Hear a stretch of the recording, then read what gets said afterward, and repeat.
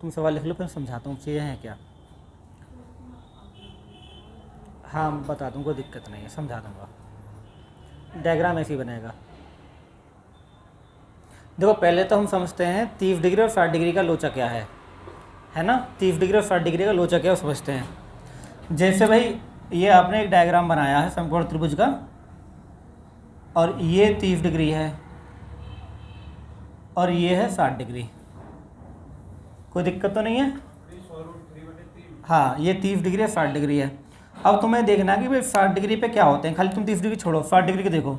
तो 60 डिग्री पे यहाँ पर √3 होता है ना। tan 60 क्या होता है, √3 होता है। तो ये √3 होता है और ये 1 होता है। यहाँ तो कोई दिक्कत नहीं है। लेकिन जब तुम tan 30 की बात करोगे, tan 30 क्या होता है, tan 30 होता है 1/√3। जब tan 30 की बात करोगे यहाँ तो √3 रखा हुआ है पहले से ही, और नीचे √3 कब आ सकता है, जब नीचे 3 हो। क्यों, क्योंकि √3 से ये 3 कट जाता है और 1/√3 बन गया। यानी कहने का मतलब देखो tan 60 पढ़ो, tan 60 कितना है, √3 है और ये 1 है, कोई दिक्कत नहीं है। लेकिन जब tan 30 आना चाहिए तो यहाँ पे 1 आना चाहिए। अब 1 तब आएगा जब नीचे √3 होगा। तो मैंने लिखा tan 30 बराबर होता है 1/√3। तो मैंने नीचे √3 नहीं, मैंने 3 लिखा है। क्यों, क्योंकि ऊपर तो 1 बनाना, नीचे √3 रखना है। 3 की जगह 3 रख दो सीधा। तो 3 का मतलब होता है √3 गुणा √3, तो √3 से √3 कट गया तो tan इतना आ गया। ये इसका मतलब ये होगा अगर यहाँ पर √3 है तो यहाँ पर मुझे 3 रखना पड़ेगा। ये दोनों एक ही बात है। आप 1/√3 लिखो या √3/3 लिखो, एक ही बात है। क्यों एक बात है, क्योंकि 3 का मतलब होता है √3 गुणा, और √3 से √3 कट गया, ये तो आगे सेम। तो आप ये लिखो चाहे ये लिखो। अब आपको चीज़ वेरीफाई करनी है, √3 भी यहाँ पे रखना है और इसको ये भी बनाए रखना है। तो इसका मतलब नीचे 3 बना दो। तो अगर यहाँ 1 है तो फिर यहाँ 2 रख दो, ठीक है। तो ये ध्यान रखना होता है, 30 दूनी 60 होते हैं और वैसे भी ये 1 और 2 होता है। तो हमें याद भी रहता है ये कि जब एंगल दुगने हो तो ये 2 और 1 होता है। यहाँ पे 1 मिलेगा और ये 2 मिलेगा। बात समझ में आ गई, ठीक है, कोई दिक्कत तो नहीं है। अब हम सवाल कैसे करते हैं, देखो सवाल का मतलब ये है कि जब हम सवाल करेंगे तो हमें ध्यान देना पड़ेगा। इसने क्या बोला कि अवनमन कोण बोला है, देखो क्या है इसमें लिखा हुआ, 50 मीटर ऊंचे किसी टावर से। अब टावर कितना ऊंचा है भैया, 50 मीटर। जैसे आप डायग्राम बनाएंगे ये वाला, और टावर की ऊंचाई कितनी है, 50 मीटर, कोई दिक्कत नहीं है। अब आदमी यहाँ से देख रहा है, जब ऊपर से देखता है तो अवनमन कोण बनता है। कैसे अवनमन कोण बढ़ेगा मैं बताता हूँ तुम्हें। ऐसे बनता है अवनमन कोण, ये वाला, ये है 30 डिग्री, ठीक। क्या देख रहा है, टावर से देखता है कि मीनार की तरफ आ रही एक कार है ना, एक कार, ठीक। कार 30 डिग्री का अवनमन कोण पर है। यानी ये जहाँ से देखता है कि यहाँ पे एक बिंदु है, यहाँ पे जो कार है ये कितने डिग्री कोण बन रही है यहाँ से, 30 डिग्री का। जब ये 30 डिग्री का तो ये भी 30 डिग्री का होगा। क्यों, ये एक लाइन के इधर बनते हैं, एकांतर कोण होते हैं, ये जितना उतना ही सेम ये होता है, ठीक। उसके बाद जैसे ही यहाँ पे उसने देखा कि जब कार आधार की तरफ आ रही है तो 60 डिग्री कोण बना रही है, कितने डिग्री का, तो ये जो कोण है पूरा कितना हो गया, 60 डिग्री हो गया। जब ये 60 डिग्री हो तो अंदर वाला 60 डिग्री हो जाएगा। क्लियर होगी बात। तो ये सेम सवाल अब नीचे से हो गया, 30 डिग्री और 60 डिग्री, यानी ये वाला बन गया। अब हम कौन से घबराने की जरूरत नहीं है, वो उल्टा घूम जाता है, ठीक। अगर ये बाहर वाला 30 है तो ये 30 हो जाएगा, बाहर वाला 60 है तो अंदर वाला 60 हो जाएगा। अब यहाँ पे आप जानते हो कि ये 2 होता है, ये 1 होता है और ये कितना होता है, √3। तो आपको √3 का मान दे रखा है ये, ठीक है। और आपसे क्या पूछा है, कार द्वारा चली दूरी बताइए, कार द्वारा चली दूरी बताइए, ठीक है। तो देखो भाई तुम्हें √3 का मान दे रहा है ना, तो कार ने कितनी दूरी चली है, यहाँ से यहाँ तक चली है ना ये, तो 2 चाहिए। यहाँ कार नहीं आई है तो कार इस बिंदु से इस बिंदु तक आई है, तो 2 का मान चाहिए तुम्हें। √3 का मान दे रखा 50, तो √3 का मान है 50, तो 2 का मान कितना, तो 2 की गुणा और इसका √3 का भाग, तो 100 अब ये ऑप्शन में नहीं है तो ऑप्शन में बनाने पड़ते हैं। √3 के ऊपर नीचे गुणा कर लो, तो 100√3/3, ये आपका आंसर हो गया। ये है कहानी इसके अंदर, ये बहुत बेसिक और सिंपल चीज चल रही है। चलाना है नेट, उससे चला लो। रियलमी क्या रेडमी, ओप्पो भी चल रहा है, रेडमी भी चल रहा है, दोनों चल रहे हैं। किससे कर लो, तुम भी चला लो बेटा, ओप्पो से या रेडमी से, सबके चल रहे हैं। ये 30-60 का अलग कंसेप्ट है, ध्यान रखना पड़ेगा। 30-45 मैं आपको तीनों खींचूंगा अभी, पहला विषय नोट करो, मैं तीनों समझाता हूँ।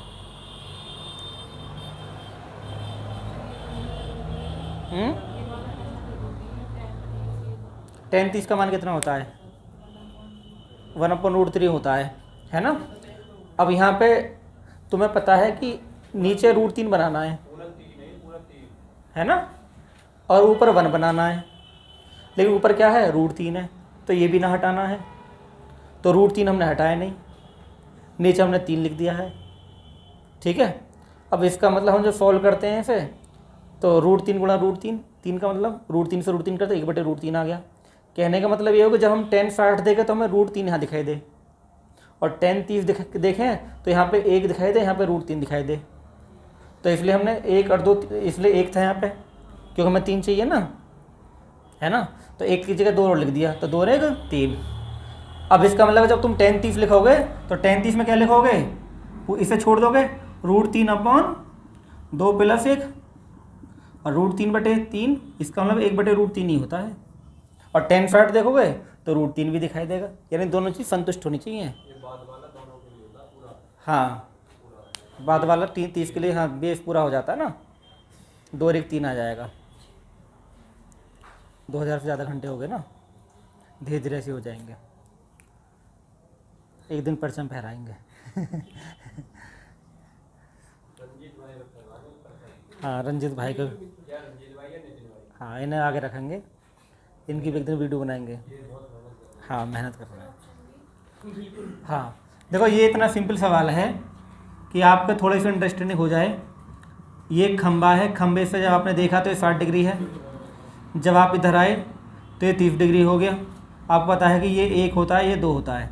आपको दे रखा है कि खंबे के शीर्ष का जो दूरी है 60 डिग्री है, 20 मीटर और दूर जाने पर, यानी यहाँ पे जो दूरी कितना चल रहा है, 20 मीटर और दूर चले गए। मतलब आपको जो दिखाई दे रहा है इस बिंदु से, देखो नदी के किनारे पर खड़े एक खंबे से शीर्ष का दूसरे किनारे पर स्थित किसी बिंदु से इसका उन्नयन कोण कितना है, 60 डिग्री है। आप यहाँ से देखें 60 डिग्री है, ये खंबा है, ये दूसरे किनारे पर आपने देखा 60 डिग्री। अब आप थोड़ा और दूर गए, 20 मीटर और दूर गए, है ना, तो उन्नयन कोण कितना हो गया, 30 डिग्री, यानी 30 डिग्री बन गया। यानी यहाँ से यहाँ तक आप 20 मीटर आए तो आपने 30 डिग्री कोण बना दिया। अब आपसे ये पूछा कि ये कितनी है, यानी नदी का एक किनारा ये है, एक किनारा ये है, नदी की चौड़ाई पूछी है, यानी ये जानना चाह रहा है। तो आप जानते हो इनमें 1 और 2 का अनुपात होता है, तो 2 की वैल्यू कितनी दे रखी है आपको, 20, 2 का मान कितना है 20, तो 1 का मान चाहिए, तो 1 की गुणा और 2 का भाग, तो ये 10 हो गया। ठीक, ये 1 और 2 फिक्स होते हैं ना, अनुपात अभी बताया था ना, ये फिक्स होते हैं, अनुपात के अकॉर्डिंग 1 का मान देगा, दूसरे का पूछेगा।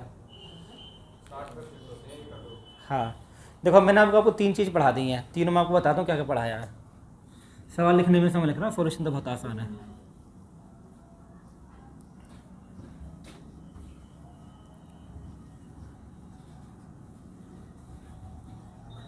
देखो 3 कंडीशन आपने जानी है, एक बार पढ़ते हैं 3 कंडीशन कौन कौन सी हैं। देखो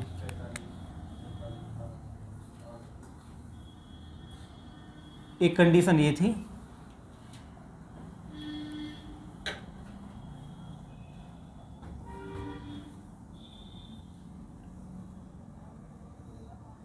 एक कंडीशन ये होगी, है ना। अभी हमने जो पढ़ा था वो पढ़ा था 30-60, ये 30 और ये, तो इसमें जो भुजाएं हमें भुजा पते रहनी चाहिए कौन कौन सी है। जैसे मान लो 60 पढ़ा था, ये √3 था, ये 1 था और ये 2 था, हमने ये जाना अभी। फिर उसके बाद हमने पढ़ा 45 और 60।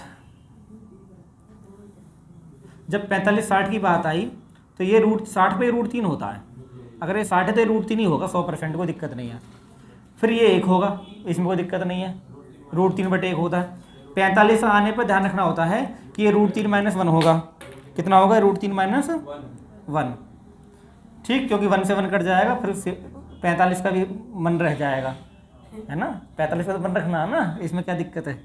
अब देखो यहाँ पे 30 है, ये कितना है, जब 45 होता था ये 1 होता है, ये 1 होता है, ये √3 - 1 होता है। तो इनमें खाली एक ही अंतर दोनों में, नीचे सेम है बिल्कुल। 60 की पता सामने √3 ही होता है, और 45 पे 1 होता है, याद करने की नहीं, दोनों सेम है नीचे। यहाँ पे ध्यान रखने का तरीका है कि भाई 30 दूनी 60 होते हैं, इससे ध्यान रखेगा तुम्हें भाई 30 दूनी 60, यहाँ 1 रहेगा, कोई दिक्कत नहीं है, दोनों गुणा करो, 30 दूनी 60, 60 एकम 60, दोनों बराबर हो गए। और ये बात ये भुजा ध्यान रखनी पता कि 60 के सामने √3 ही होता है, 60 के सामने √3 ही होता है, 45 सामने 1 होता है, ठीक। 30 दूनी 60, 60 एकम 60, काम खत्म हो गया, ये दोनों सेम ही नीचे, ठीक। अब याद रहेगा, ये 3 कंडीशन आपने पढ़ी, 2 पे हमने कल सवाल किए, 1 पे हमने आज सवाल किए, एक नेक्स्ट टाइप और पढ़ते हैं, ठीक है ना। नेक्स्ट टाइप क्या है, ठीक है जी, चलो देखते हैं, समझाते हैं। तो इस कंडीशन में क्या होता है, आपको ध्यान रखना होगा। जैसे आपको पता भी किसी मीनार के आधार से आप चल रहे हैं, कोई मीनार है, ये मीनार के आधार से आपने क्या देखा है कि ए मीटर और बी मीटर की दूरी पर, जैसे मान लो ये ए मीटर हो गया और ये बी मीटर हो गया आधार से, ये तो बी मीटर, ये पूरा आधार से आएगा, कि दूरी पर जो 2 बिंदु हैं उनके जो उन्नयन कोण है परस्पर पूरक है। उन्नयन कोण का मतलब ये होता है कि ये अल्फ़ा है और ये बीटा है, तो जो अल्फ़ा प्लस बीटा होगा वो 90 डिग्री होगा, इसका मतलब ये है। पूरक कोण का मतलब ये होता है, पूरक कोण का मतलब होता है कि 2 कोणों का योग 90 डिग्री होना चाहिए, वो पूरक कोण होते हैं, ठीक है। तो इस कंडीशन में से आपसे पूछेगा एच क्या है, तो इसका डायरेक्ट फार्मूला होता है एच बराबर होता है √AB। ये तुम्हें डायरेक्ट याद रखना पड़ेगा, डायरेक्ट फार्मूला है ये। वैसे तो सिद्ध हो जाता है, सिद्ध होने में कोई बड़ी बात नहीं, सिद्ध होने की कोई परेशानी नहीं है। मैं इसे हाँ मैं सिद्ध बिल्कुल करता हूँ इसे। जैसे ये अल्फ़ा है ना, ये अल्फ़ा है और यहाँ तक ये कितना है ए, ठीक। वैसे तो आपको डायरेक्ट ये याद रखना है, इस पर डायरेक्ट सवाल करने हैं, ठीक है। डायरेक्ट फार्मूला भी होता है ये, फिर भी सिद्ध हो जाता है ये। tan अल्फ़ा क्या होता है, देखो tan अल्फ़ा है ना, ये लंब बटे आधार होता है, तो लंब कितना है h, और ये a हो गया। अब देखो ये जो बीटा है, ये आपको पता है कि आप बीटा लिखेंगे, जैसे tan बीटा है तो tan बीटा वही हो गया h/b, ये पूरा b है यहाँ से तक आपका, तो h/b। अब बीटा आप यहाँ से चेंज कर लेंगे, बीटा बराबर होता है 90 माइनस के अल्फ़ा, ठीक है। तो बीटा जो क्या रखेंगे 90 माइनस अल्फ़ा, तो ये हो जाएगा tan 90 माइनस अल्फ़ा बराबर h/, ये b है सॉरी, ये h/b हो गया। तो tan 90 माइनस थीटा जो होता है cot थीटा होता है, क्या होता है cot थीटा, ये तो आप जानते हैं, पढ़ा दिया टेक्नोमेट्री में। cot थीटा बराबर होता है h/b। अब इसे आप चेंज करना चाहेंगे, जैसे tan cot 1/10 होता है ना, उल्टा हो जाता है, जैसे आप इसे करते हैं 1/cot अल्फ़ा, तो ये उल्टे हो जाएंगे b/h, तो 1/cot होता है tan अल्फ़ा, ये हो जाएगा। कोई दिक्कत नहीं, मैंने उल्टे कर दिए ना, ये उल्टे कर दिए, ये भी उल्टे कर दिए मैंने, ये भी उल्टे कर दिए, ये भी उल्टे कर दिए, b/h आगे, कोई दिक्कत नहीं भी। तो देखो tan अल्फ़ा ये है और tan अल्फ़ा ये है, तो दोनों की वैल्यू पुट करो। tan अल्फ़ा यहाँ कितना है h/a, यहाँ कितना है b/h, भाई tan b/h है ना। अब कैंची गुणांक बांट दो ऐसे, तो h² बराबर AB और h बराबर हो जाएगा √AB। ये आपकी कहानी है, इसमें डायरेक्ट वैल्यू आप पुट कर देंगे, डायरेक्ट फार्मूला आएगा। जब भी पूरा कोण बोलेगा तो ऐसे सवाल होगा। अभिषेक बहुत दिन में आए हो भाई, पेपर चल रहे थे, निपटा दिए, सही कर दिया।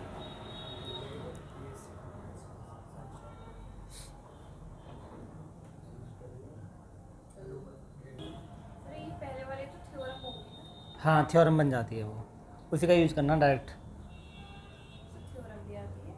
नहीं थ्योरम नहीं, फार्मूला बन जाता ना, फार्मूला आ जाता है, कई बार पूछ लेता है उसमें ही, तो तुम्हें डायरेक्ट लिखना है h/√AB, बस।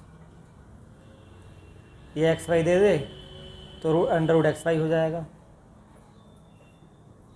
डायग्राम बनाना जरा एक बार बेटा, इसका कैसे बनेगा, 2 खंभे बनाने हैं ना,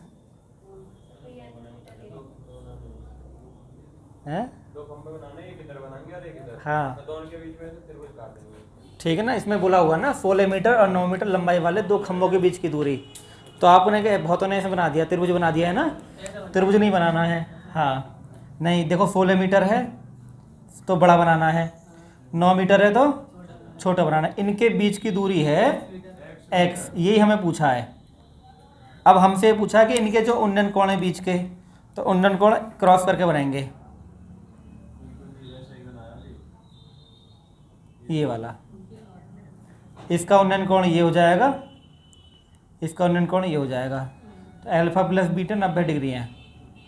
तो हमसे पूछा है कि भाई इनकी जो ये तो 16 मीटर का हो गया, ये 9 मीटर का हो गया, तो ये पूछा एक्स क्या होगा।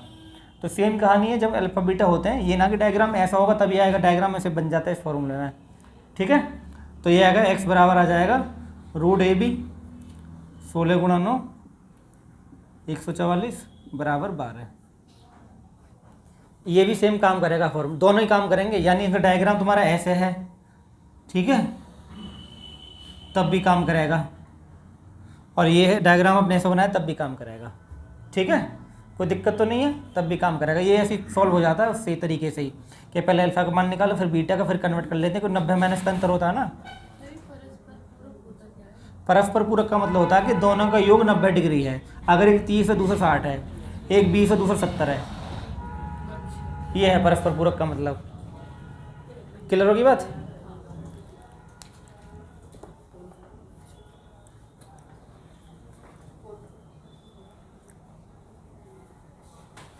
चलो एक सवाल और करवा देते हैं आखिरी जल्दी से।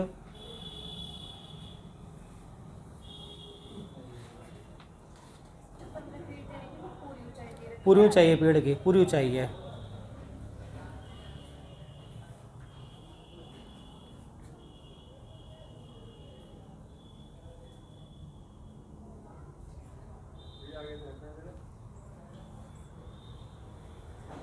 देखो भाई, समझते हैं सवाल को। कोई पेड़ होगा, कितने फीट ऊंचा है? 15 फीट ऊंचा पेड़ है ना। पेड़ की ऊंचाई कितनी है? 15 फीट होगी। अब पेड़ सपोज करो यहाँ से झुक गया, है ना। तो यहाँ से झुकने पे हो गया पेड़ को कि ये वाली जो हाइट थी ऊपर वाली, ये इधर फोल्ड हो जाएगी, है ना। ये वाली हाइट इधर फोल्ड हो जाएगी, और ये इस तरह से कितने डिग्री कोण बना देगा? 30 डिग्री कोण बना देगा, यानी 30 डिग्री कोण हो गया। तो ये वाली भुजा और ये वाली भुजा बराबर हैं, कि यहीं से तो झुका है ये। और जब 30 डिग्री होता है तो सब तुम पता भुजा कितनी कितनी होती हैं? ये 1 होता है भाई। 10 30 बराबर कितना होता है? 1/, और ये कितना होता है? 2 होता है। ये आप जानते हैं ना। क्लियर होगी बात ये। अब आपको पता है कि पेड़ यहाँ से था यहाँ तक था। हाँ, पेड़ कहाँ तक था भाई? यहाँ से यहाँ तक था पेड़ पूरा, और ये पूरा पेड़ कितना ऊंचा था? 15। और जब फोल्ड कर दिया तुमने तो 2 ये हो गया, और 1 ये रहा, तो 1 कर दो, पूरी पेड़ की हाइट हो गई। यानी 1 प्लस, क्योंकि ये 2 है तो ये भी 2 है ना, तो पूरी हाइट कितनी होगी? 1 कर दो, और 3 की वैल्यू दे रखी तुम्हें 15 है। बोले किस ऊंचाई से झुका? तो यहाँ से झुका ना, तो ये ऊंचाई बतानी है, तो 1 का मान चाहिए। तो 1 की गुणा और 3 का भाग, 3 5 15, 5 1 5, 5 की ऊंचाई से। ये सवाल है जी। ठीक।